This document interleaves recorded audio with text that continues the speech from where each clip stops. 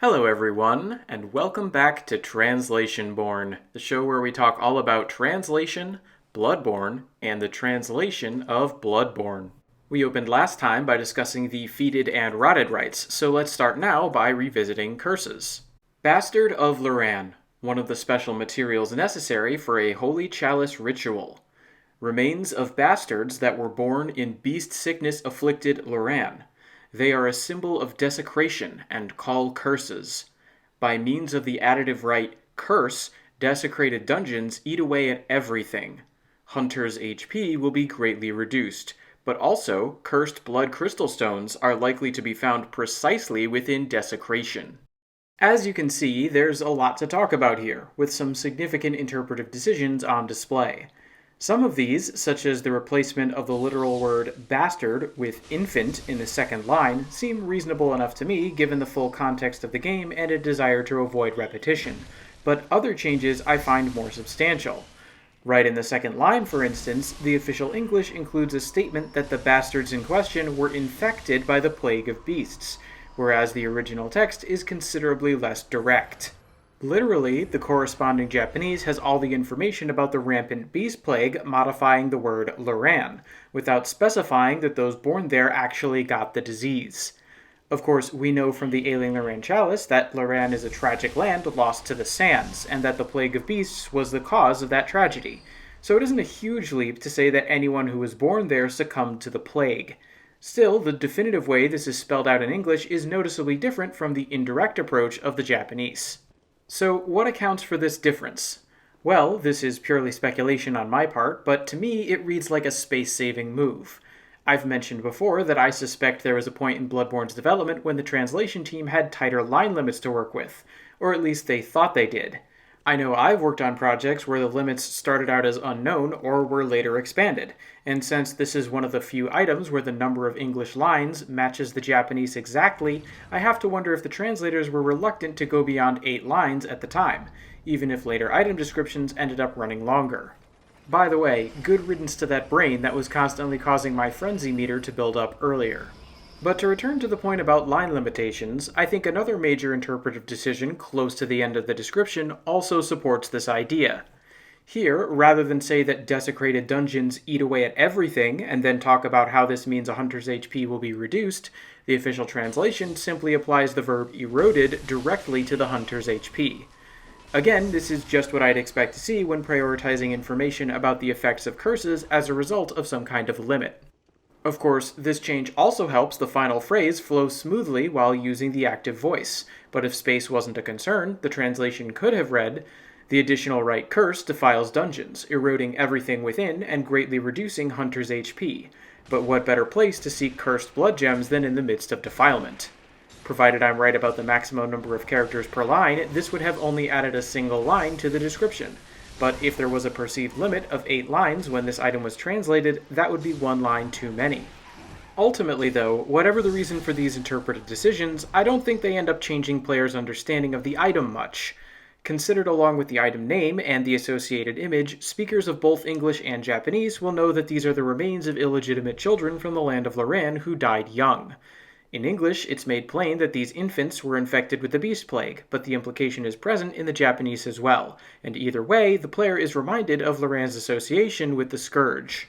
Having established that, I want to turn now to the ramifications this information has on our understanding of how curses work in the world of Bloodborne, because there's one other thing we know about them from the description of the defiled chalice.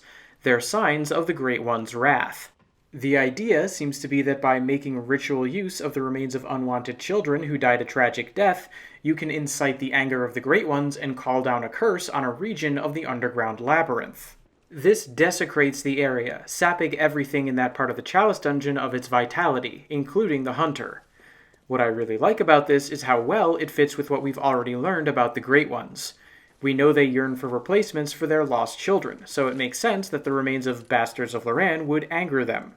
We've also seen some mechanical evidence of at least one Great One passively reducing a hunter's life essence, so the effect ties in with existing gameplay as well. Incidentally, the Japanese verb used to portray this eroding of HP, mushibamu, has some interesting associations of its own. This is the same word used for the downside of the technique that empowers the Chikage, a rite that in Japanese is also said to be cursed. What's more, it's the verb used to describe the beastly stench that eats away at Gascoigne. It's really an evocative term in the original, calling to mind the idea of being eaten by insects, similar to the English terms worm-eaten or moth-eaten, making it a great fit for the concepts of curses and corruption. But there's one last thing about the mechanics of curses I want to address before moving on, which is that the defiled chalice seems to have already been cursed. Remember how curse is described as an additional rite? Well, normally this is an extra modifier players can choose to add when generating a dungeon with a root chalice, but the defiled chalice requires Bastards of Loran as regular materials, and mechanically, players aren't considered to have performed the right curse just by activating the defiled chalice. This suggests there may be another reason the Great One's wrath was called down on that region. And with that established, let's examine someone else's fine distinction.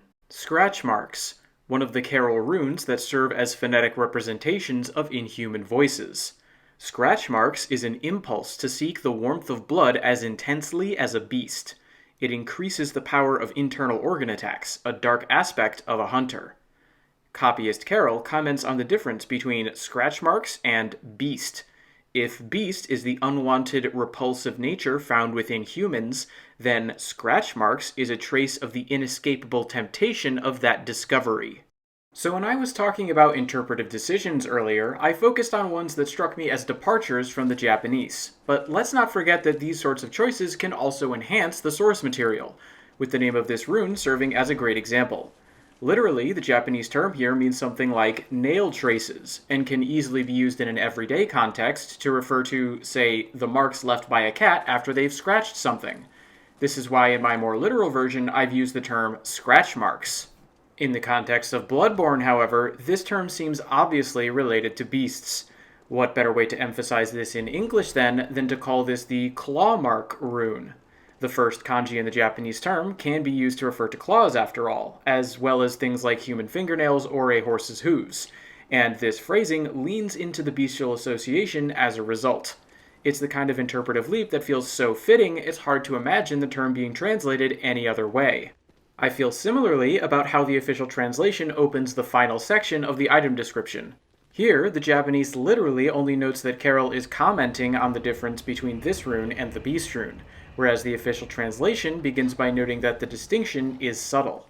This not only works as a natural transition into the rest of the line, it also brings out some ideas implicit in the Japanese. First, and most importantly, is the sense that the distinction between beast and clawmark is subtle. This isn't stated anywhere in the original, but if there was a clear difference between the two runes, why would Caryll need to provide any remarks on the subject at all? Also, note how drawing out this unwritten aspect of the Japanese naturally evokes a more scholarly tone, because now Caryll is describing a subtle distinction in his area of expertise. I think the Japanese carry some of this nuance as well, though mostly through association with the word genkyu, which I've literally translated as simply comments. In Japanese, this is a somewhat formal term that refers to touching on a subject which bears discussion. In the real world, it's often associated with the realms of business or politics, but employed as it is in Bloodborne, it strikes me as an instance of Caryll leaving some scholarly remarks on these particular runes. The overall effect, then, is quite similar to the impression left by the official translation. That the translators were able to accomplish this while drawing out an implicit aspect of the Japanese and using it to smoothly transition into the topic strikes me as another great example of what good interpretive decisions can accomplish. For all of these strong translation choices, though, there is one aspect of the Japanese that I don't think comes through quite as strongly in English. You may have noticed that towards the end of my literal version, I described Clawmark as a trace of the inescapable temptation to accept the beast within. That's because in Japanese, the phrase that corresponds to inescapable temptation is modifying the word konseki, which refers to something that points towards the existence of another thing in the past, such as a vestige or trace. As I see it, this phrasing is being used to establish a parallel between the form of the rune and what it symbolizes. In other words, just as a physical claw mark is the leftover sign of a beast's presence, the Clawmark Rune is the enduring remnant of a powerful lure towards one's inner beast. Now, to be fair, this is a tricky idea to get across. After all, what exactly is a trace of an inescapable temptation? Actually, as far as answers to that question go, I think the official translation's use of the term invitation makes sense, because it establishes the idea that this is a lesser remnant of a feeling that, if yielded to, could prove overwhelming. Still, the end result is that the parallel between the rune and a physical claw mark isn't very strong, so I wanted to point that out. But rather than end on that note, let me conclude with one last thing that I think works well in both languages, which is the recontextualization of the beast rune. On its own, the line, "The discovery of blood entailed the discovery of undesirable beasts," may seem like it's aimed at external monsters, but taken together with the Clawmark Rune, we see it could be referring to an unwanted beast within. Oh, and speaking of monsters... Well met. This is a most pleasing encounter. You see, I must depart ere long. My god is lost to me, so I must away to find another. If the fates are kind, our paths may cross again. Sooner still, if you were to take the leap.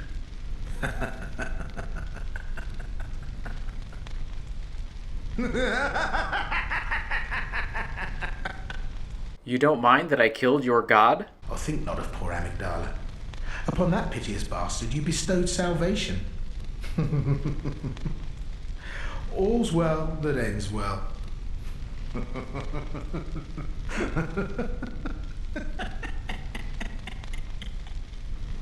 Yeah, sure. Anyway, while Patches may be concerned with moving on, I want to begin my analysis by looking backward, because one of the lines here recontextualizes something Patches said earlier that previously I found perplexing. You may recall from Translationborne 63 that I was surprised at hearing Patches refer to Amygdala as Lord Amygdala, since the Japanese didn't include any honorifics. Well, that choice now makes considerably more sense to me, given that Patches has indicated that he considers Amygdala a god. It's yet another example of both the power of context and the practice of presenting information as it makes sense in the English, to the credit of the translation team. By the way, if you're curious what I'm doing here, I just want to be sure I have access to the make contact gesture that I mentioned in the last episode. To get back to Patch's dialogue, though, one of the things I find most impressive about the official English for this set of lines is how it emphasizes his character while expressing the same ideas as the Japanese. Take the second line, for instance. Here, Patches begins by exclaiming that we're visiting him at just the right time. As we've seen from our previous interactions with him, though, it seems likely that this is little more than a pretense he's using to ingratiate himself with us. So when he tells us this is a most pleasing encounter in the official English, the somewhat overdone flattery in the phrase seems perfectly appropriate to me. There is also a similar idea at work in the second half of the line. In the original, the phrase "sorosoro owakare no jikan nanoda" is a bit overwrought, kind of like the English expression, "it is nearly time we said goodbye." It's the sort of stylized stock phrase that can easily sound overdramatic. Given that, I think the official English version of "I must depart ere long" does a good job of conveying both the formality and the theatricality of the original. What's more, adding the "you see" at the beginning not only fits this tone, it also functions as a natural transition while clarifying that this statement is an explanation. Nearly every line of the dialogue is like this, with the translation finding ways to express not just the basic idea of the Japanese, but the unspoken connotations along with Patch's character as well. Despite this general trend, though, there are still a couple places where I find myself puzzled, either by the official interpretation or by the Japanese itself. In the first of these instances, I get somewhat different implications from the Japanese than I do from the English. The line in question here is when, after Patches says we may see him again, he mentions that this meeting might be sooner still if we were to take the leap. So my question is, looking at just the English, what exactly is he referring to with this leap? For my part, this calls to mind an earlier dialogue of his, when he told us to take the plunge. Viewed in that light, the idea seems to be that he's encouraging us to boldly explore, trusting ourselves to fate if we want to meet him again sooner. Oh, and if you're wondering what's happening on screen, I'm attempting to communicate with this immense brain lined with eyes using the make contact gesture. Anyway, while Patches telling us to explore seems reasonable enough on its own, the sense that I get from the Japanese is very different. I've literally translated it as "you too should come quickly to this side," and to me this feels less like it's connected to his previous line about potentially meeting us again, and more like a bit of parting advice. As for what coming to this side means, it reads to me like a metaphor for taking on his role. That is, I think he's telling us to join the side of the tricksters, rather than remain on the side of the ignorant. And speaking of being in the know, note that our attempt to communicate with what appears to be a great one has been rewarded, meaning we can now get on with our revenge for all of that frenzy earlier. To return to Patch's dialogue, though, what I think is so interesting about these differing understandings is the emphasis they once again put on the role of interpretation, not just in translation, but in understanding language in general. For instance, it's possible that I've misinterpreted the English entirely here, and the idea is supposed to be that by taking the leap onto Patch's metaphorical path, we'll meet him sooner than if we just wait for those paths to cross naturally. This could match up quite well with my understanding of the Japanese. Alternatively, I could be missing something in the Japanese original. Certainly, the wording is vague enough that I can't claim to be sure of what Patches means when he speaks of coming to this side. Indeed, there's another line in this same set of dialogue where I find the original language difficult to parse. Oh, and thanks for that living string, I'm gonna need that for some chalice dungeoneering. Anyway, the dialogue I'm thinking of is when Patches speaks of Amygdala as a piteous bastard. The thing about this line is, it's hard for me to tell whether the unspoken subject is Amygdala in both sentences, or if it shifts to the second person at the end. This is the difference between Amygdala was a pitiful bastard, therefore it surely received some salvation, and Amygdala was a pitiful bastard, therefore you surely had some hope. This second option also involves interpreting tsukui not so much as literal salvation, but more in the sense of something that provides some level of relief, which is another way the term gets used. The negative tsukui ga nai, for example, is commonly employed to mean hopeless as opposed to without salvation. Anyway, if the idea is that Amygdala received salvation by being relieved of its miserable existence, the official translation makes perfect sense.